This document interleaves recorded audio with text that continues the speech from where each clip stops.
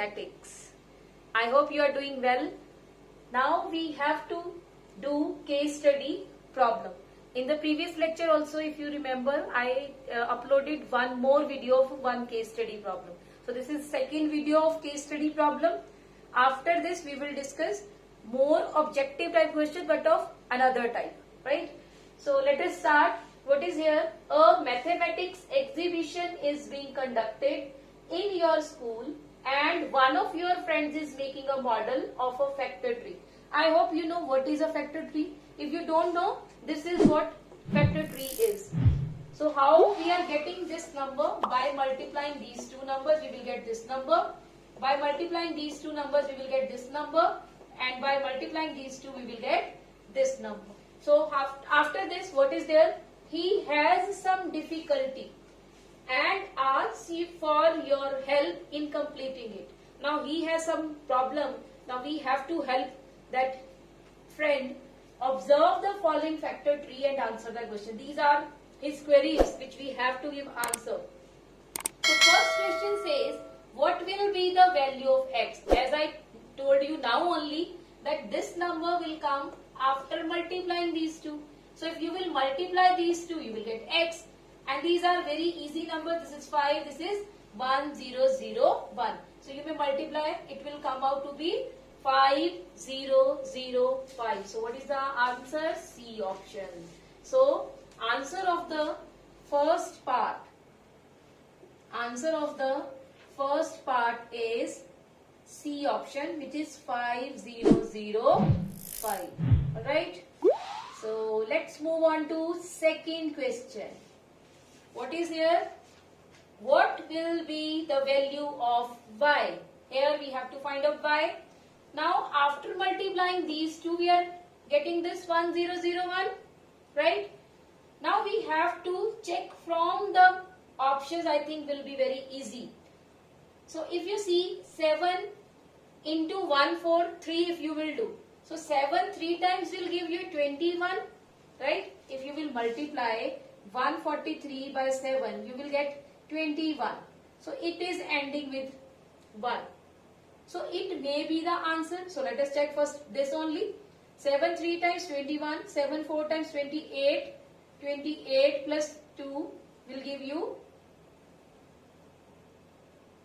37, 1001. It means 7 is the right answer. If suppose this is not the answer, what will we do?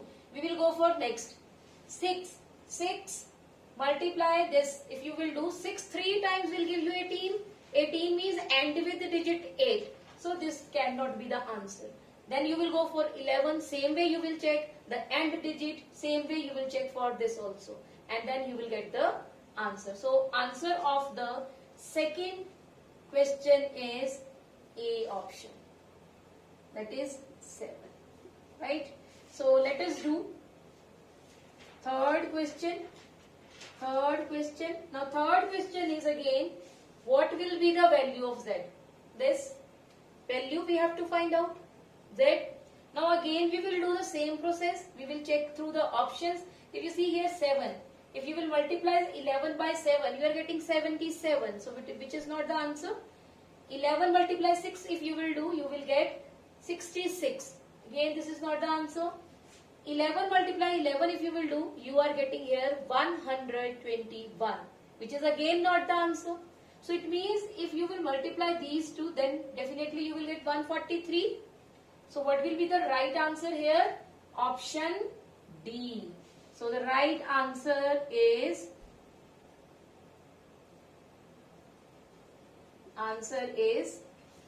B, 30. Right? Now let us come on to the fourth question. According to fundamental theorem of arithmetic, 5005 is dash number. I hope you know what is fundamental theorem of arithmetic. If you don't know, if you don't have understanding of fundamental theorem of arithmetic, then you may check my video which I have uploaded, which is in Hindi.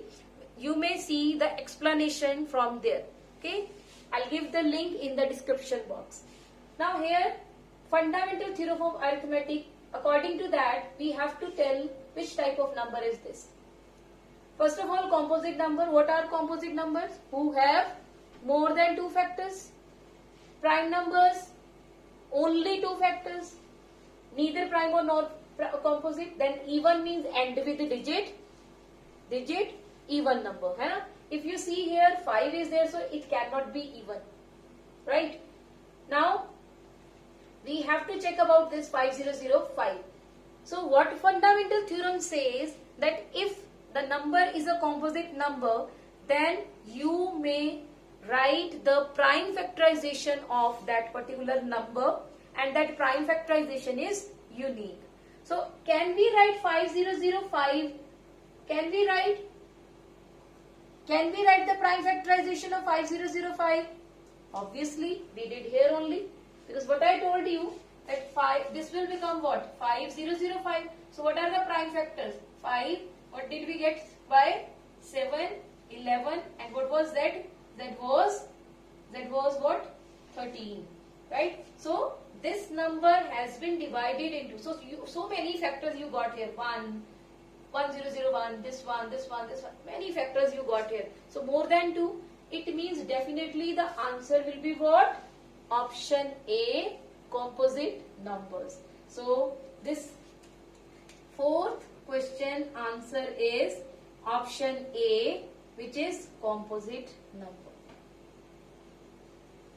Right? Now comes fifth question, the prime factorization of 5005. So what is prime factorization? As I told you, this.